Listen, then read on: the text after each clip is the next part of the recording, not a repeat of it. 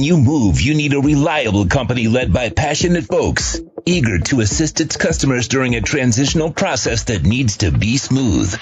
Call Essential Moving Experts at 844-368-5750 for all your local and long-distance moving needs. You can rely on Essential Moving Experts. Mention the Big O Show and get $150 off. Family owned and operated, they offer free 30-day storage, full-service moving, fully licensed, bonded, and insured. Moving was never so easy. EssentialMovingExperts.com.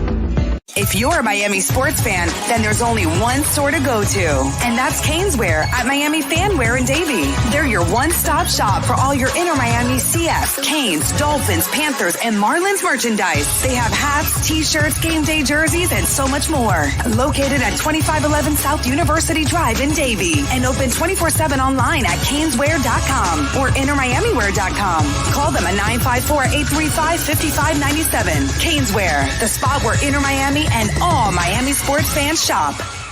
Why is it that you get locked out in the worst moments of your life? Where are my car keys? Man, I can't find my house keys. In those frustrating moments, you need a locksmith you can count on. A. Lenny Locksmiths in South Florida, from Miami to Port St. Lucie. In Central Florida, A. Lenny locks it down in Orlando and Tampa Bay. Lockouts or lock changes for home or business, car key replacements, and programming all model cars. 24-hour service. Call them at 855-869-5625. Go to the website at alennylocksmith.com.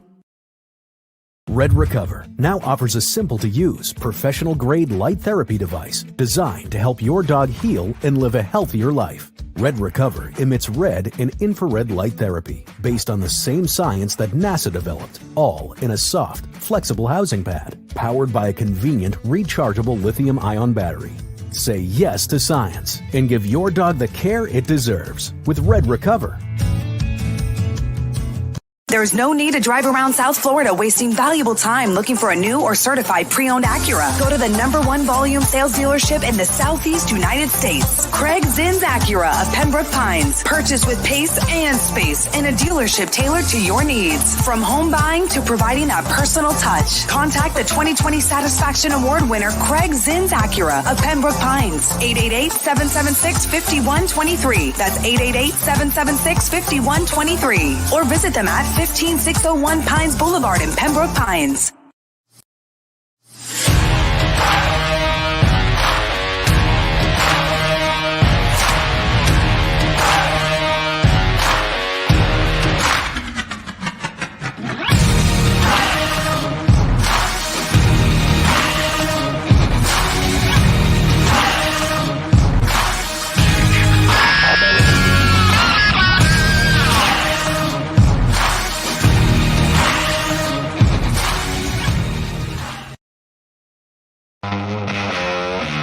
It's time to go around the state and find out what's happening on the college football gridiron, with some of the best insiders in the state of Florida covering the Canes, Seminoles, and Gators. It's the Sports Talk 305 State of Florida Gridiron Roundtable with Manny Navarro from The Athletic, Ira Schofel from warchant.com, and Kevin Brockway from the Gainesville Sun.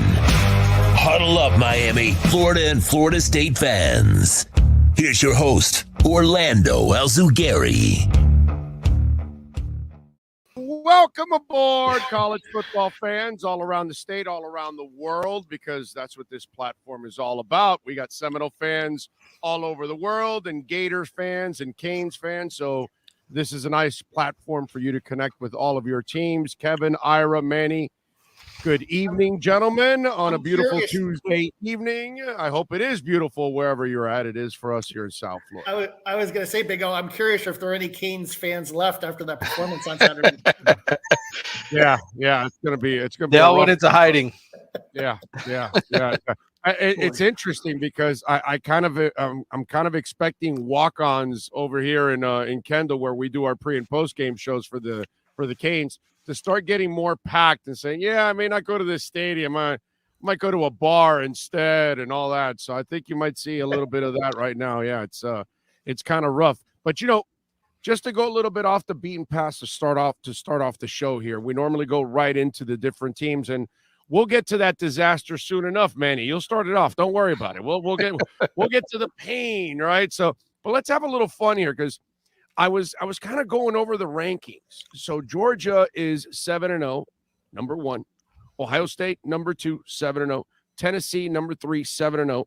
Michigan, number 4, 7-0. And Clemson, the big bad boys of the ACC, are number 5 at 8-0.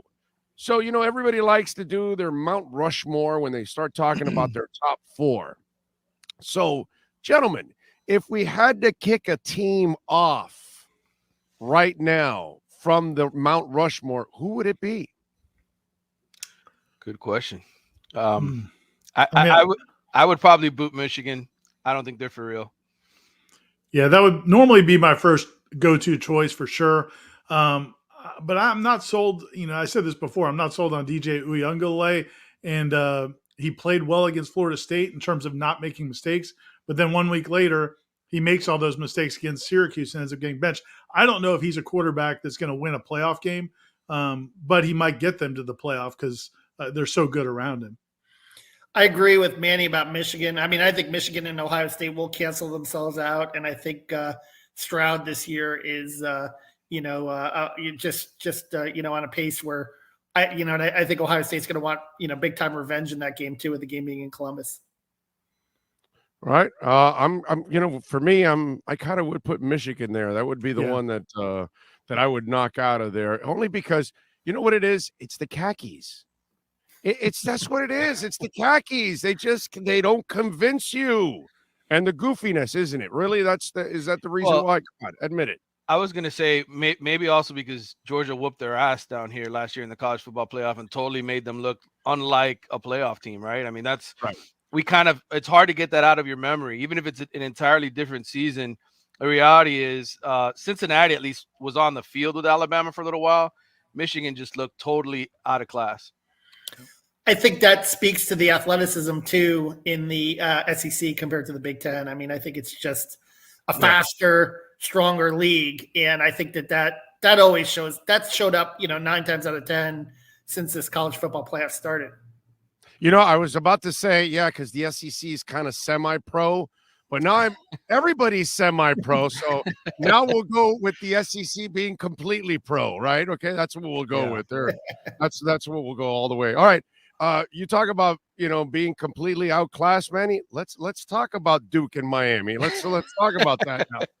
Yeah, 45-21. Here's the question I would have for you: did Mario Cristobal expect it to be this bad, and that it would be this polluted?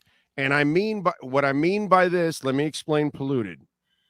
You can say whatever you want about Michael Irvin and Jerome Brown and Clinton Portis and Calais Campbell or whatever of these Canes or Randall Hill, all these guys, the guys that won in that era from the 80s to 2001. You can say whatever you want about, Shockey, all those kind of guys or whatever. But when it came time to play, they took that serious. When it came time to prepare, they took that serious. And so that's what I mean by polluted. I'm not sure these kids are nearly as committed as any of them. They're great at taking the NIL money. They're great at playing with the hats and putting on where they're going to go and go on social media and all of that kind of stuff. And that didn't exist for a lot of those guys, obviously, in those days. But they put in the work, which made them what they were. And so I'm just wondering, do you think did he think it was this bad before he got here? I don't think he really had any clue. I remember our first conversations when he first got the job and Mario telling me, he had broken down film, and he just kind of looked at me as he was walking off the field following his press conference. And he said, what the hell have they been doing down here? Kind of like, is it really this bad? Where's the talent? And, it's one of those things as a coach, you always think you can come in and fix the problem. But you really don't know how bad a locker room is or what the culture is really like until you are in the heat of the battle with those kids. And, what's funny is people forget, but Manny Diaz was on this staff, right? Before he took over as head coach for Mark Richt. Everybody forgets now because it's ancient history, but his first year, he had no idea what was going on in the offensive side of the room, right? And he puts Jaron Williams at quarterback. That ends up being a disaster. So, you could even be on a staff, and ultimately you may not know what to do or how to really handle those kids. And I think what happened to Mario is he's come in here and it's been a rough process for him and his assistant coaches to figure out, hey, look, we don't have kids capable of doing some of the things we want them to do. And so that's what's happened here. It's a culture change that needs to occur. And it happens at other programs, though. I mean, not everybody comes in and has the smooth transition that, that they're having at TCU and USC and other places. I think Mario was away for a long time. He was on the other side of the country, that wasn't recruiting head to head against Miami, didn't know what kind of players they were honestly getting, to be honest. And so it's just a matter of, man, I don't think he really expected it to be this bad. No. Manny, what struck me, and I attended the game live, was the lack of size. Yeah, wait a minute. You didn't take any kids to that, right? Because, no, I didn't. Because I'm going to call child services on your ass for that. All right. the lack of size and physicality, and the fact that this is a Miami team, and really beaten up on both lines of scrimmage, missed tackles, inability to block, inability to pick up blitzes, and so forth, which really led to their demise. I mean, how do they fix that? Is that a recruiting strength coach? I mean, how can you get this team tougher and more physical? Because that's what was really apparent in that game on Saturday in my eyes, and led to all the problems and the turnovers. Yeah, I mean, you would think that Miami would have enough athletes to push Duke around, right? But the reality is, I mean, that's been an issue for a while here, and the recruiting on the offensive and defensive lines haven't been great. Mario went out and got 5 defensive linemen in the transfer portal, so he knew when he was watching the film, hey, these guys in the defensive line aren't very good. We've got to get guys. The problem, it's a lot harder to do it on the offensive line. I mean, I know obviously Billy Napier up there, that's his specialty too, right? I mean, he's an offensive line guy. He was able to bring a couple good guys with him from Louisiana, and that helped for a while. But that's the toughest position to really recruit. And Miami from the get-go, Zion Nelson's played 61 snaps the entire season. I saw him walking off campus yesterday in crutches.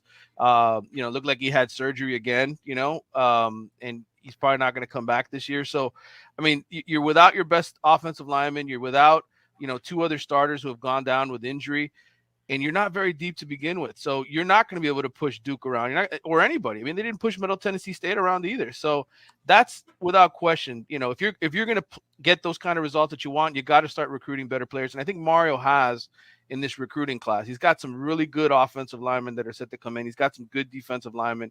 It's just a matter of having those kids grow up and perform. How about the quarterback situation? Jake Garcia all the way? Because I'm not sure if that was Jake Garcia or Ray Charles playing quarterback at times. Hey, you know what's funny? Is that every I don't know, it feels like every week, right? You get somebody complaining, take Tyler out of the game. He's a bad quarterback, right? And it's like, this is why you trust your coaching staff. This is why the guys that are there every day in practice know more than you. Jake Garcia is a gunslinger. He's a talent, but he's not taking first team reps. He's not a guy that's a main focus of that offense. Now they're going to have to tailor it to him the next few weeks and try to get him to stop making those terrible mistakes. And by the way, those interceptions, I mean, we heard that was happening to him in camp. So it wasn't a surprise. Yes, he was playing with the second unit of offense. Maybe he was facing more pressure. But look, there's a reason Tyler Van Dyke was the starter from the get-go. There's a reason when even after they benched him, they went right back to him. He's a better quarterback right now than Jake Garcia is. And I'm not saying Jake couldn't eventually catch up, but there's a difference between your number 1 and your number 2. Does he see ghosts also on the field? He might. I don't know. I know. I know that he might be colorblind. At least he was in the fourth quarter last week. You think he was throwing to the ghost of Randall Hill across the? Maybe that's what it was. That's what it was. Inexplicable. Either that or he wants to be the Oprah of college football. You get an interception, and you get an interception, and you get an interception. It was bad. Yeah, no, it was bad. All right, Ira, let's step in here for the misery. First of all, I got to ask you: 4-3 on the season, 2-3 in the ACC. Is it what you expected? It's not far from what I expected. It's just weird. The way how it played out has been unusual. If you told me they were 4-3, I would have said, okay, that's about right. I thought that they would be a 7-5 or 8-4 football team. They're still on track to do that when you look at these last 5 games. It's just weird how it played out with the 4 wins early. You got the surprising win over LSU in New Orleans. You won at Louisville. Those were 2 games I thought they could lose. I thought they'd beat I thought they might beat NC State. I thought they'd beat Wake Forest at home. Then they turn around and lose both of those games. So it's just a weird how it's played out. But at the end of the day, this is about where I thought they would be. All right, go ahead, Manny. No, what I was going to ask you is, I know obviously the transfers have been a big help for helping to turn the program around, but I was looking at the 2021 recruiting class, the 2022 recruiting class for FSU, and I know we're all sitting here, trying to see how these programs grow, but where's the process with those kids? Because ultimately you can go to the portal and get immediate help, but you ultimately need some of these younger guys to start growing up and playing. And I'm just curious, Ira, from your set of eyes, how is that process going for Norvell? I think the first 2 classes were really tough for them because it's the way college football is now with that early signing period. We've all seen it. We've all seen coaching staffs go through it. They get hired in December and then they have to fill a class overnight and guys are leaving that the previous staff had gotten committed. It's really difficult. So that first class it is what it is. They've got a few nice players out of it that are productive, but a lot of misses. And then that next class, that should have been the foundational class. Because you got the new car smell. It's a new coaching staff. You haven't lost games yet. This is your chance to kind of bring in guys who believe in your vision. But it was the COVID year, so they couldn't even go out and recruit in person. The kids couldn't even take visits, so they kind of lost that class. I mean, it's a decent class, but it's not what you normally would expect. So I think that's kind of why they've had to rely so heavily on the portal. I do think there's some good players in that group, and I think there's some really good players in this class they just signed, the 2022 class. But a lot of times it's just going to take time for those guys to develop. So they may have to go in the portal again pretty heavily this offseason. But I think after that, they may be able to back off and focus a little bit more on the guys they've developed in the program in high school. Because, you're right. I mean, at the end of the day, you can do the portal shuffle as much as you want, but I don't think that's the path for long-term success. What's the plan for C.J. Campbell, the redshirt sophomore, just came back, and then Treshaun Ward? What's his status? But Campbell, is he going to be coming back now and playing right away, or is this going to be a little bit of a process to get him in the groove? Yeah, I don't know that they expect him to be back right away. I was kind of surprised he was out of practice today. And he's a guy that showed a lot in camp. We liked him. We liked him in the spring. At the time, they had a really deep running back room. But when you lose Treshaun Ward and Campbell went out, they were pretty thin. Last week, their third-string running back against Clemson was a true freshman, Rodney Hill, who has not played at all this season. They ended up not using him, so they still have his red shirt available. They've only played him, I think, sparingly in 1 or 2 games.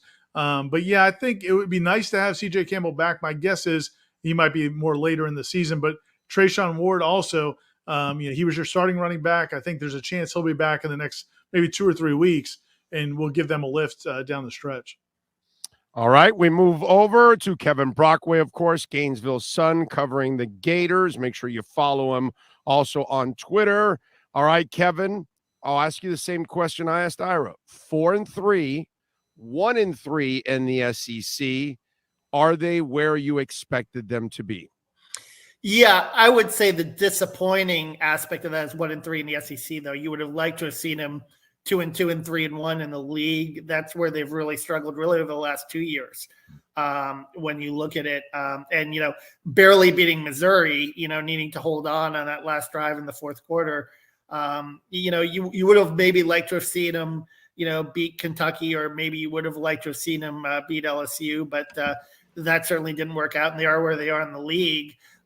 So I think all in all, though, first-year coach, Billy Napier trying to build a foundation. I don't think that maybe some fans expected the defense to be as bad as it is, but that's really the area where they're going to need to grow going forward if they want to salvage this season and finish it off on a positive note. That's where I was going to go with my question, Kevin. Some of these defensive numbers are unbelievable. Their third down defense, really just overall defensively, they've really struggled this year. Is that strictly a personnel issue? Is that something they're going to have to recruit and transfer portal their way out of?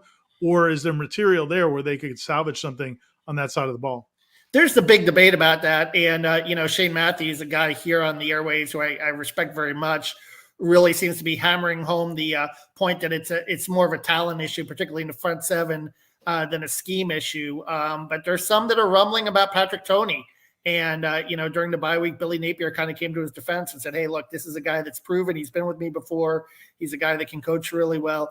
But, they do play a lot of soft zone coverage, which has frustrated some Gator fans. They don't feel like the corners are necessarily playing aggressive enough and giving up too much ground. So it will be interesting to see. And we asked questions during the bye week whether they're going to make some adjustments with that scheme and how aggressively they cover going into the Georgia game. All right, Kevin. Well, Ira just asked you a question. Well, his subscribers might be a little pissed off right now. Roderick Kearney, kid from Orange Park. Apparently, there's some thievery going on, right? You guys, it's kind of like you're stealing back something that was yours in the first place, right? Wasn't he committed first to Florida, then went to Florida State, and then now you guys are stealing him back again? What's going on? What's up with the double agent? Let's go. Yeah, that's interesting how it vacillates. So you never know what's going to happen in December. He'll have all the hats in the row again, and probably, who knows, maybe he'll pick Miami or something or do something different. But no, for now, I guess he's a Gator again. And, that's the one thing that's been fairly interesting. And I think I've mentioned before on this podcast, they opened the new $85 million football facility, the Heavener Center, this year. That's probably made a big splash in recruiting. And Billy Napier's maybe struggles or the mediocrity this year on the field has not affected recruiting. I mean, they've got a top 10 class coming in, and there's some rumblings that they might have a strong week, that they're really in on Cormani McLean, the 5-star cornerback from Lakeland. And if they can get him, that would really put a cherry on top of this recruiting class and, cement it, I think, as a top 10 national recruiting class. And that's really, when you look at the Florida-Georgia matchup for this weekend, I mean, that's really where the issue lies, is a talent gap. And some of Dan Mullen's probably lacks recruiting his previous 3 years. And that's what Billy Napier is trying to fix, is really, starting out and getting quality players. But it's going to take a few of those kind of classes really to build it up. Probably similar to Miami, what Mario Cristobal is going through. By the way, McLean, and I saw you comment, Manny, that's the kid that has Miami, LSU, and Florida, right, on his list. Is that the kid? So that's why I don't even know. It's a done deal. Oh, I mean, all this. I mean, I will tell you, all this drama. I mean, kid wants to have his moment. He's going to be a Gator. Okay. All right. Well, there you go, Gator fans. Now you find out. There you go. All right. Don't forget, this Saturday, you got several games. Noon, Georgia Tech at Florida State. Florida State favored by 24. The over and under is 47. Florida State on the money line minus 4,500. Georgia Tech plus 1,600. At 12:30, it is Miami visiting Virginia. Can it get uglier, Manny? Miami, Miami minus 2.5. The over and under is 47.5. Miami is minus 135 on the money line, and Virginia is plus 115. So there really isn't that much of a difference there, according to Vegas, with that one. And then the granddaddy of the three will be at 3:30, and that is Florida taking on Georgia. One hell of a test right there. Favored by 22.5 there. The over and under is 56.5. Georgia is minus 2,800 on the money line, and Florida plus 1,300 on the money line. Should be very interesting weekend.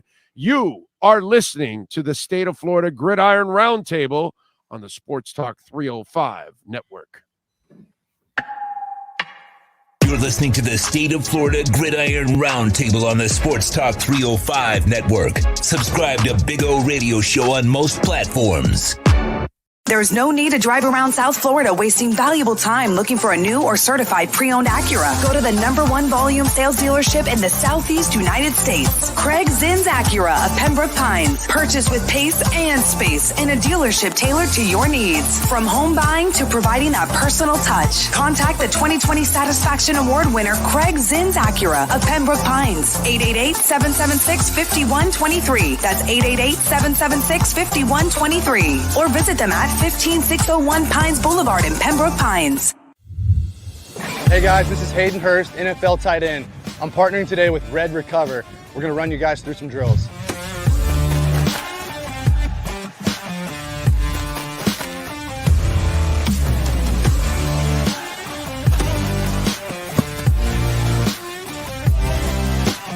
I started using Red Recover last year, my 4th year in the NFL. It just helps me on Mondays after games get my recovery process started, get back into the fold of the week, and get ready for the following Sunday. And if you want to recover like me, use Red Recover.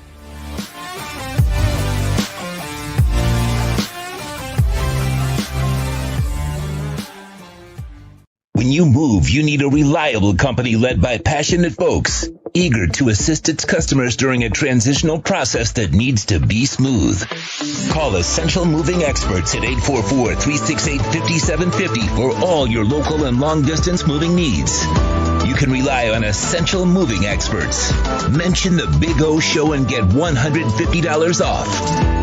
Family owned and operated, they offer free 30-day storage, full-service moving, fully licensed, bonded, and insured. Moving was never so easy. EssentialMovingExperts.com. You're locked into the platform truly dedicated to college football around the state. This is the State of Florida Gridiron Roundtable on the Sportstalk305 Network.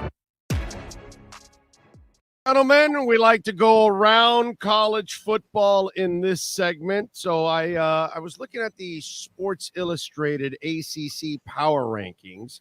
And no, Manny, I didn't want to use the Athletic because we want to use somebody else just to kind of, Sure. Let's be unbiased here. And so Miami is, first of all, at 14th. Is that a fair and accurate ranking right now for the University of Miami football team? 14th in the power rankings for Sports Illustrated. Manny, start it off. Well, I mean, listen, Sports Illustrated's never really liked Miami, right? I mean, they told them they should drop the football program a long time ago. Maybe they were right. Who knows? But right now, it would have saved a lot of pain in the last 20 years. I'll tell you that. It would have. Look, I would say the two worst teams in the conference pretty consistently have been Virginia Tech and Boston College. I think those of us that follow the league would say they definitely belong down there. Virginia's shown at times that they should be down there. Miami certainly has shown at times they should be down there. And Georgia Tech, they had their opportunity. They won 2 in a row, and now they've kind of slipped, losing to Virginia. So I would say those are the 5 worst teams in the conference right now in terms of what they've done. But I think Virginia Tech and Boston College are the last 2. After that, you can kind of put Miami anywhere in that next window. Yeah, I think that whole group. You could throw Virginia in there too. This conference has doesn't have a marquee team maybe beyond Clemson, and the bottom teams are gross. It's been a gross season for those bottom tier teams. So you're guaranteeing that they're going to beat Virginia then? I'm not guaranteeing anything anymore with this team. What do you think, Kevin? Yeah, well, Miami beat Virginia Tech head-to-head, so what does that say about Virginia Tech, right? But, I mean, at least I think Tyler Van Dyke played a full game that game too, and they did have to hold on for dear life in that game. It's not like they dominated them, so I would still put them ahead of Virginia Tech, but I don't know at this point many other teams that you could really say, except for, maybe you catch Virginia or Georgia Tech on a especially bad day, maybe you could pull it out. But I think as depleted as they are right now with the injuries, you'd have to say that, and without Van Dyke, they could be in really big trouble in terms of being, at the bottom of that conference. Yeah, I think if you put Boston College in the Coastal and took Duke out, that would be a perfect Coastal. Because yes, I mean, and they would somebody's got to win every week. One of them has to win. Wow. It's ugly. All right. So how about this? Wake Forest is number 2 in the power rankings. So Syracuse is at number 3. How do you guys look at this right now? Should the Cuse be 2 and Forest be 3? Gentlemen?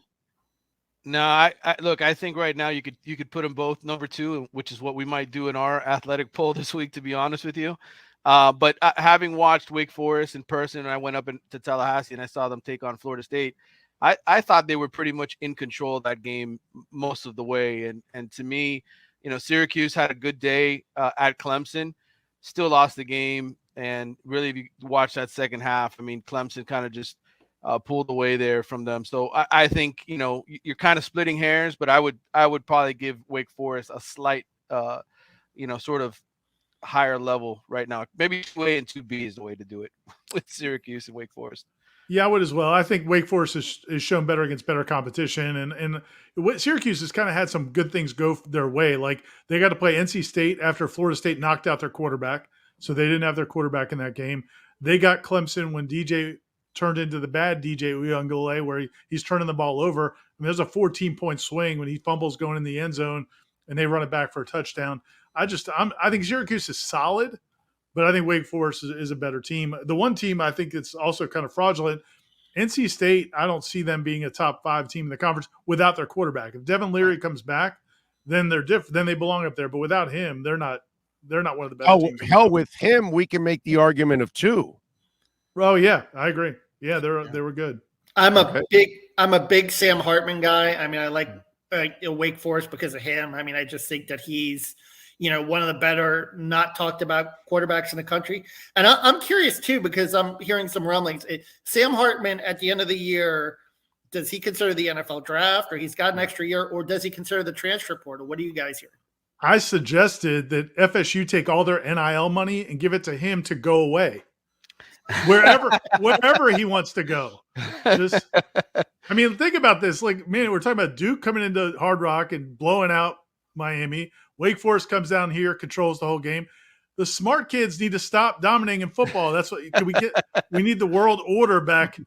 Oh, I need the world order back. We need the jocks to win and the smart kids to go be investment bankers. By the way, go ahead. I was going to say, I think Hartman can go to the NFL after this year. I think, look, they're starving for good quarterbacks. I think he's good enough in today's game, especially with his mobility and his decision-making, where he'd be an asset for a team. Maybe he's not a starter year one, but he's a guy that could eventually become an NFL starting quarterback just because of how smart he is and the good decisions that he makes with the ball.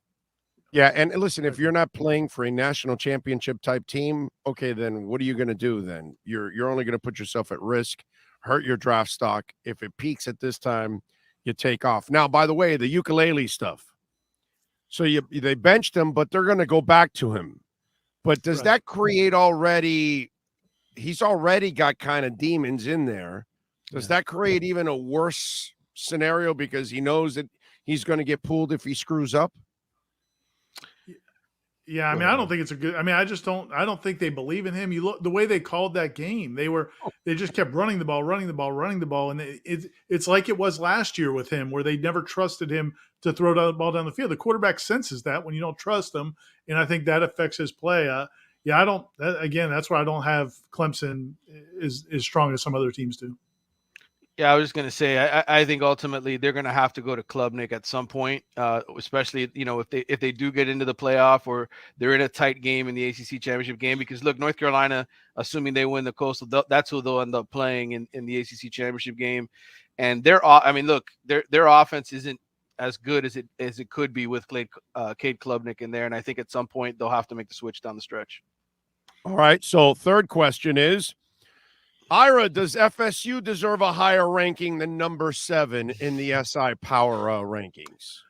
I mean, I think they are one of the better teams, but they haven't proven it. They've lost 3 straight games. They had 3 opportunities against what we believe to be the 3 best teams in the conference at the time: Clemson, NC State, and Wake Forest. NC State with Devin Leary and Wake Forest, and they lost all 3. Now, they were all 1-touchdown games in the fourth quarter, but they didn't get it done. And so I think these last 5 games to me are going to determine everything we want to know about this Florida State team and Mike Norvell. If they win 4 out of these last 5, or heck, they could win all 5 of them. Now you've made progress. You're moving in the right direction. And then I think it's clear they are one of those top 4 teams probably in the conference. But if they mess around and do what they've done this last month and beat themselves, that's been the thing that's, I think, got to be frustrating for Florida State fans is NC State didn't beat them. Florida State beat themselves, dropping 1 million passes in that game. Wake Forest, they couldn't get out of their own way on offense against the defense that's not very good. So I think Florida State could be one of the top 4 or 5 teams in the conference, but I couldn't argue with it right now. It's amazing the similarities with all 3 of the programs in this state. It really is. Hey, and how about UCF? What happened to them? Yeah. So we can't get them in the roundtable anymore now? Don't think so. They missed their window. East Carolina got them. The Pirates. Those guys will get everybody. We know about that one too as Hurricanes fans. Holy crap. I remember that one too. That one was painful. All right, so Oregon is number 10 in the country at 6-1. The team that Mario Cristobal built, Bo Nix is just absolutely kicking ass. 1,800 yards, 17 touchdowns, 3 interceptions. Kid has 48 rushes, 382 yards, 8 more touchdowns, completing 71% of his passes. The O-line has allowed only 1 sack this year. Should this give Hurricanes fans the hope they're not seeing right now, because the team looks terrible? It just doesn't look like the culture's in place.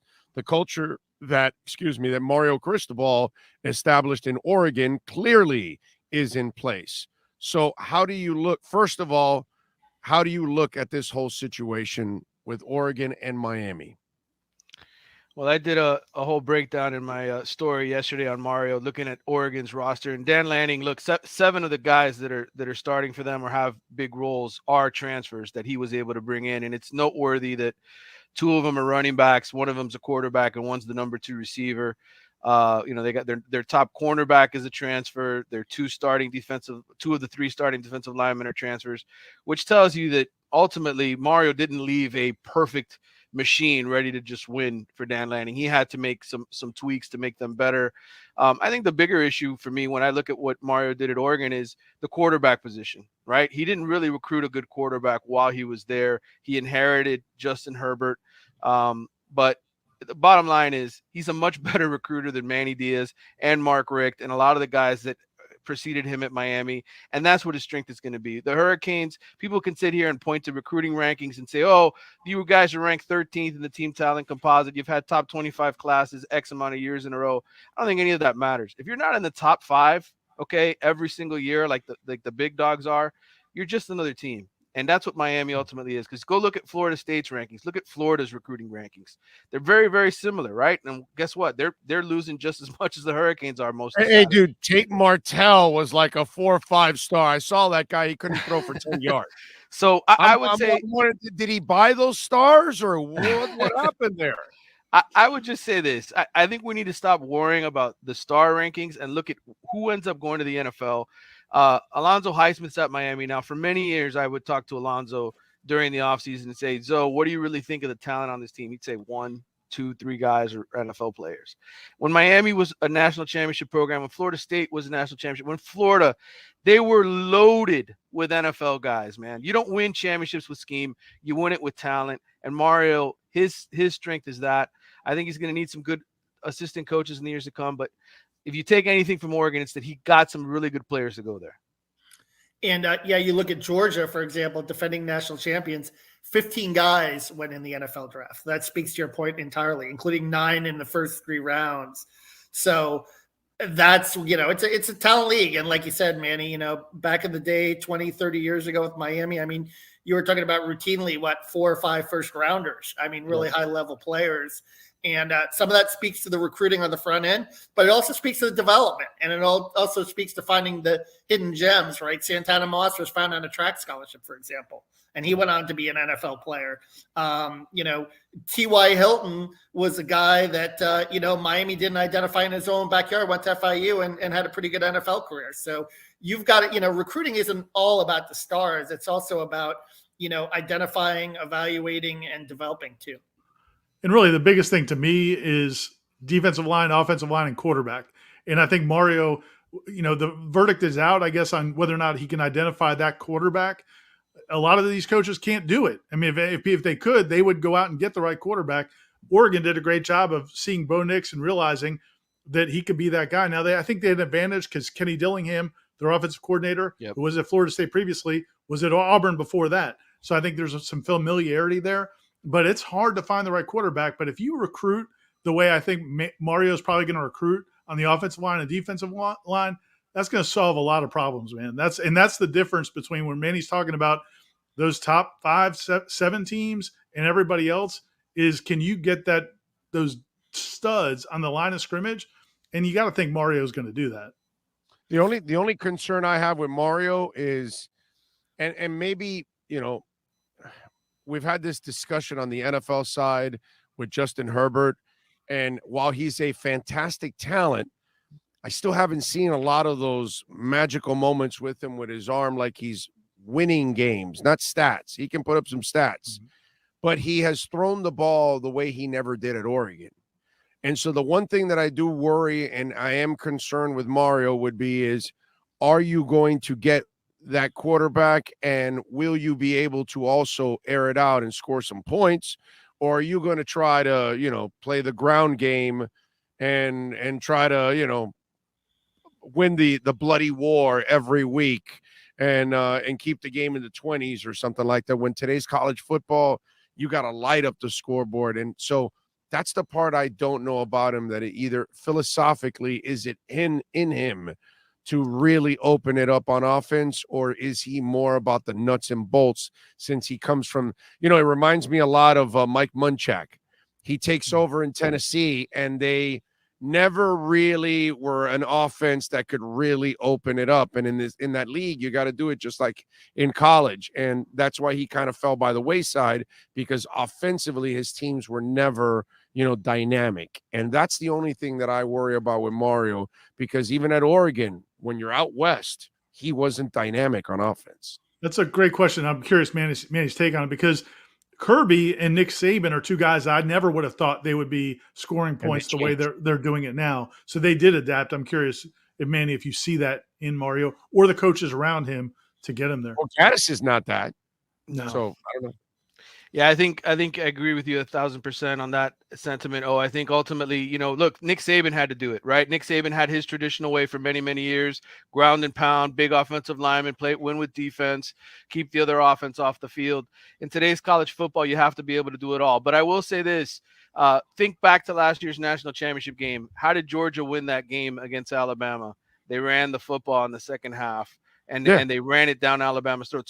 So maybe you don't flash it for 4 quarters, but when you need it in the fourth quarter, that's the kind of team you have to be able to be to maybe win those games against elite teams. And I think that's, again, to Ira's point, you build it now by dominating up front on the offensive and defensive lines. That's the way it's always been. Yes, you need a special quarterback, and maybe Mario hires somebody who's much better at doing that. I mean, they're going to have a lot of money to spend here in the next few years on assistant coaches and coordinators. So maybe that guy isn't on the staff yet, but I think the core with Mario of building offensive and defensive line and making those two units great, he did that at Oregon. Run the football. And Kevin, you're part of the world, Fun and Gun, or even with stanky fingers there, Urban Meyer. You're those teams could score a lot of points. Oh yeah, no question. And I mean, Meyer did it with the spread, but also complementary football, great defense, great special teams, and the ability to make game-changing plays on defense. I go back to that Alabama-Georgia game, right? The Ringo interception at the end of the game, and that's what sealed it. So you need athletes on that side of the ball that can really create those momentum-changing plays, and I think that's what does it. But you got to light up the scoreboard, and there's been some of the grumbling about Billy Napier here is that he is a little conservative and he does play the clock a little bit when fans here really want to see, those pinball type scores. Yeah, Fun and Gun. All right, finally, they are 6-1. They're ranked 10th. They are more explosive offensively. All right, gentlemen, let's show our East Coast bias once again. Do we believe in Oregon? Guilty as charged? No, I don't. Now, I don't know if they're going to get exposed, when they're going to get exposed, but no, I'm still not all in, because I've got the East Coast bias hard. USC is better than they are. I was on the UCLA train last week and I looked foolish, so that was pretty bad. But I could see now why they want to run Brian Harsin out of Auburn, because he didn't hold on to Bo Nix, because he does look really terrific this year. There you go. See, they tried West Coast. They tried. Even Kevin really, really tried, and it just, it failed us once again. All right, when we come back, we will preview this week's matchups right here. You are listening to the State of Florida Gridiron Roundtable right here on the Sports Talk 305 Network.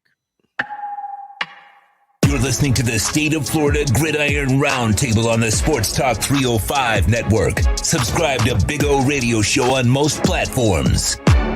There's no need to drive around South Florida wasting valuable time looking for a new or certified pre-owned Acura. Go to the #1 volume sales dealership in the Southeast United States. Craig Zinn's Acura of Pembroke Pines. Purchase with pace and space in a dealership tailored to your needs. From home buying to providing that personal touch. Contact the 2020 Satisfaction Award winner Craig Zinn's Acura of Pembroke Pines. 888-776-5123. That's 888-776-5123. Or visit them at 15601 Pines Boulevard in Pembroke Pines. Hey guys, this is Hayden Hurst, NFL tight end. I'm partnering today with Red Recover. We're going to run you guys through some drills.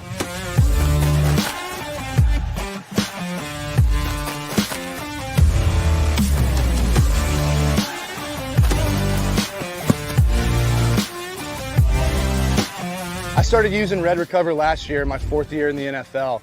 It just helps me on Mondays after games get my recovery process started, get back into the fold of the week, and get ready for the following Sunday. And if you want to recover like me, use Red Recover.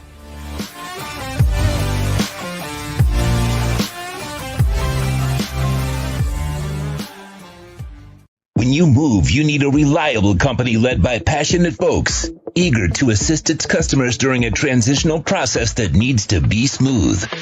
Call Essential Moving Experts at 844-368-5750 for all your local and long-distance moving needs. You can rely on Essential Moving Experts. Mention the Big O Show and get $150 off. Family owned and operated, they offer free 30-day storage, full-service moving, fully licensed, bonded, and insured. Moving was never so easy. EssentialMovingExperts.com. You're locked into the platform truly dedicated to college football around the state.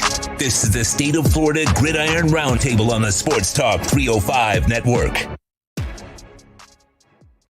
All righty, welcome back. And don't forget, coming up, we've got the Miami Hurricanes Watch with Mike McCoy. Randall Hill, the Thrill, will be joining them in that hour, so make sure you check it out.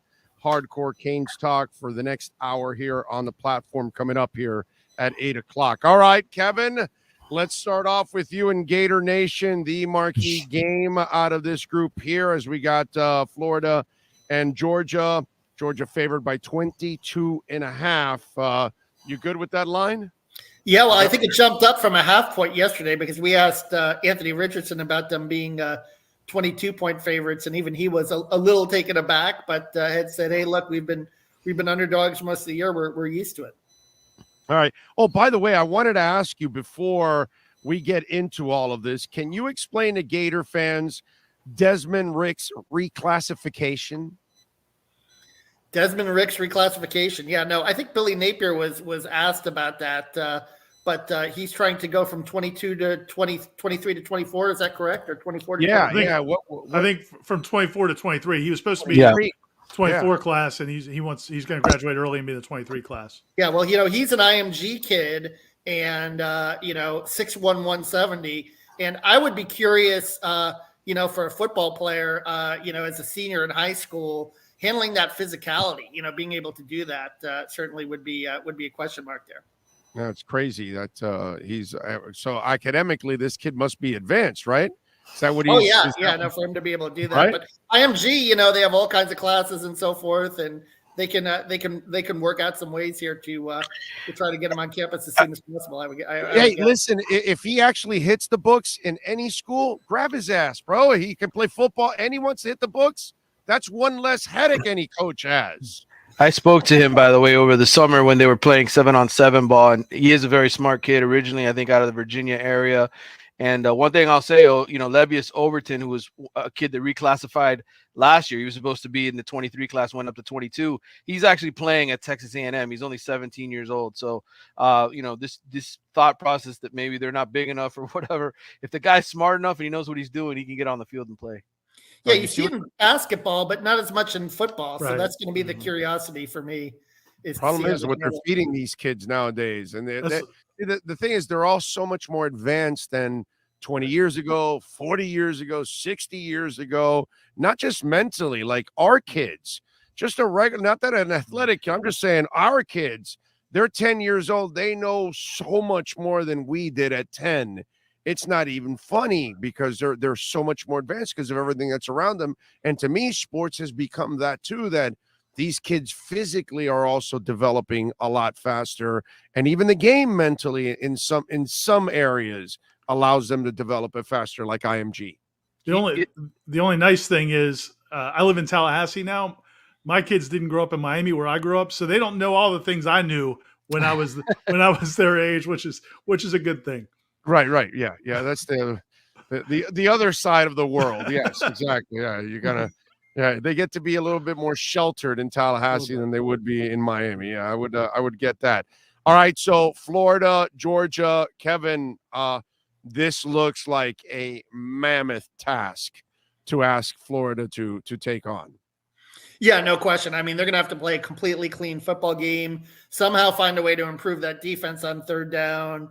Anthony Richardson's going to have to play lights out for them to have a chance in the fourth quarter, I think. I think that's going to be some of the keys. The good news is they get Osiris Torrance back. He said at the LSU game, he's their best offensive lineman, potentially projected first-round draft pick. And, Georgia's defense this year, although it's been sound and solid, hasn't been disruptive. They haven't really sacked the quarterback that much. So I think Richardson will have time. I think it's just a question of his decision-making, and not turning the ball over. That's going to be a huge key. And he didn't turn the ball over against LSU. So that was a little bit of a sign of growth there. But this Georgia defense is going to, probably schematically try to confuse him. He had 3 turnovers the last time he faced him. And that's going to be a really big key to the game. And, certainly defensively, to be able to get off the field on third down and to stop Stetson Bennett, who is playing at a pretty high level and can be, burn you with his legs a little bit too. He's got 5 rushing touchdowns this year.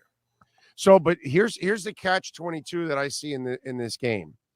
All right, so you've got a really talented quarterback in Richardson. We've seen him be a very explosive player, and then we've also seen him be a very implosive player, okay, because there are things that he's done that he makes his share of mistakes. But then you talked about Billy Napier at times getting that conservative label. And if this defense isn't great, then that means Georgia's going to put up some points. And if Georgia's going to put up some points and they've got a wicked defense, they're going to put more pressure on that offense because they're going to have to play catch up. So it's one of those deals that I think Billy Napier has to make the decision. I either unleash the Kraken and just say, all right, let's see what you can do, Richardson, in this one, because a conservative Richardson, a conservative Florida has no shot to hang in this game. A Florida that is willing to take risks and a Florida that says, all right, Anthony, we got to unleash you. I hope you play it smart, because if you don't, we're going to get buried quickly in this game. Yeah, Richardson had an 81-yard touchdown run against LSU in the fourth quarter. He had to get him back in that game. He had a 49-yarder against Utah in the season opener. But he has not really been the dual threat that people maybe thought he was going to be. I mean, he has not carried the ball that consistency, whether they're preserving him or what to say, or he's preserving himself for the NFL draft. What's he had in touchdown passes? What does he have in touchdown passes? Only a couple, right? I mean, he's got 6, and he's had some big ones. I mean, he's had a few bombs to Justin Shorter, but there hasn't been that consistency moving the chains and sustaining drives.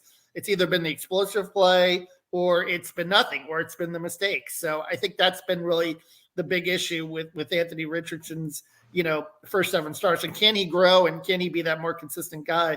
Probably the only game where he was consistent moving the chains was Tennessee, which has a weak secondary. But other than that, that's been a huge issue in terms of, the ability to sustain drives on offense and, cash in on the majority of them. So you're Napier. How are you calling this game?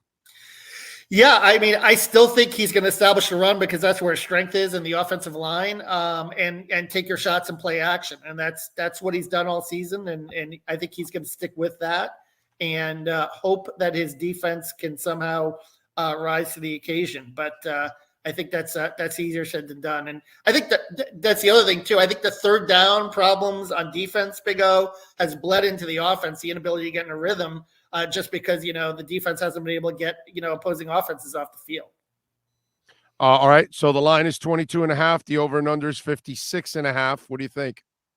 Yeah, I think that I think they might cover, but I think I've predicted on some other podcasts like a 31-13 kind of game. Something in that neighborhood, I think, would be probably, but I wouldn't be surprised if it's 3 touchdowns. But Florida has, the 3 losses are 10-10 and 3, I believe. So on 5 rather points against Tennessee. So they have shown the ability to hang in games or come back. Certainly in the LSU and the Tennessee game, they were down 3 scores and they came back to make a game for it in the fourth quarter. So I think they'll have some pride and at least hang around a little bit. But, I don't see the upset at all here. All right, let's move over. Saturday, 12:30, Miami and Virginia. Miami is favored on the road at 2.5. The over and under is 47.5 in this one. You got Jake Garcia in there now, Manny. And I would wonder, after what happened last week, Mario's conservative and Gaddis's conservative nature, I think I'm looking for them to dial it down this week and turn up the running game. Maybe even deploy a little Thaddeus. I don't know why Henry Parrish wasn't used more. Maybe this is the kind of game where you really want Jake to play more off of a play action more than anything else. Talk to us. Well, I think you bring up great points. You probably would love to be able to run the football. The problem is you just don't have the guys that can do it. I mean, they've proven it now 3 or 4 games in a row that they can't establish a consistent running game. Defenses are basically challenging Miami's receivers to beat them. They're putting a bunch of guys in the box. They're bringing all kinds of blitzes. I don't know that Josh Gaddis. By the way, does the Rooster have pictures of somebody there? Does he have naked pictures of somebody? The Rooster may not be getting another carry the rest of this year because of how often he turns the ball over and fumbles. I don't know what they're going to do.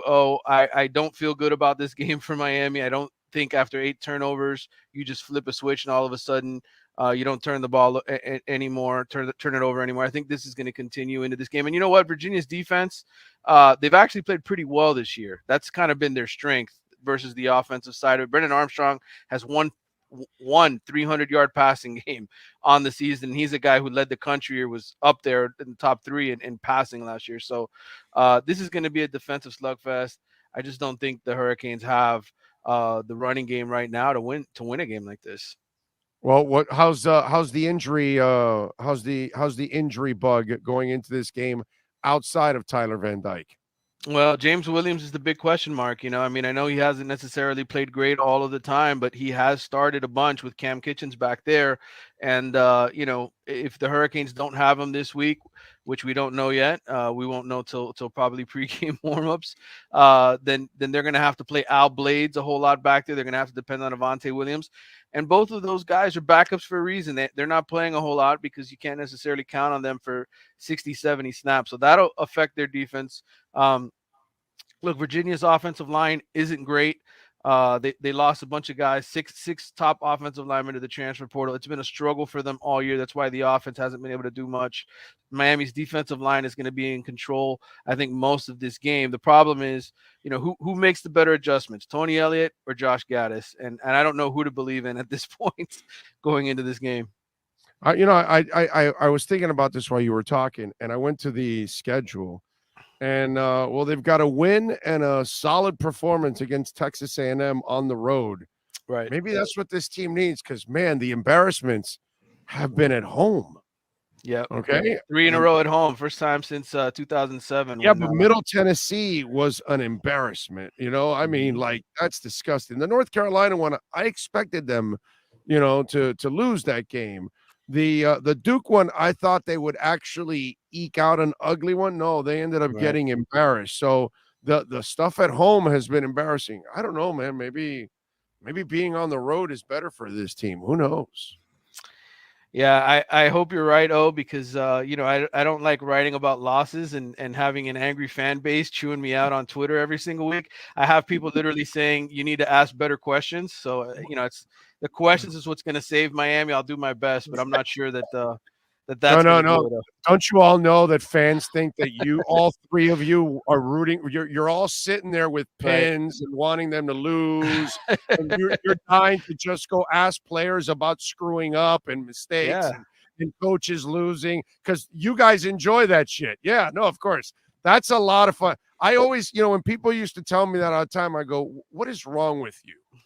What's wrong with you when you have a bad day, right? Do you want people telling you and asking you about your bad day? No. So then why the hell do you think I'm going to enjoy going over to a man who just lost and ask him, hey, why'd you lose? It's not fun, dude. And not just that, they don't want you to just ask it. They want you to cross-examine them. Yep. Like, no, you're lying. Tell me why you're not playing the better players. It's impossible. Right. 11th inning, Joe Robbie Stadium. I think it was still Joe Robbie Stadium. Wasn't it still Joe Robbie Stadium back in 97? It was, right? I think. So. Or maybe Land Shark. I don't know. The 87 names inside. But anyway, so we're standing there like in the hole of that middle of the dugout where you can see the baseball field. All the media, because it was the 11th inning. And dude, I am praying for a hit in the 11th inning so Craig Counsell can come across the plate and win the game. Because the last thing I wanted to do, go into game 7, you lose the 11th inning, and then walk into that locker room and say, why'd you lose after the entire season? No, dude. No, I wanted to go in there and be filled with champagne. People don't realize it's fun to ask people when things are going well. They give you everything. They're really nice to you and all that stuff.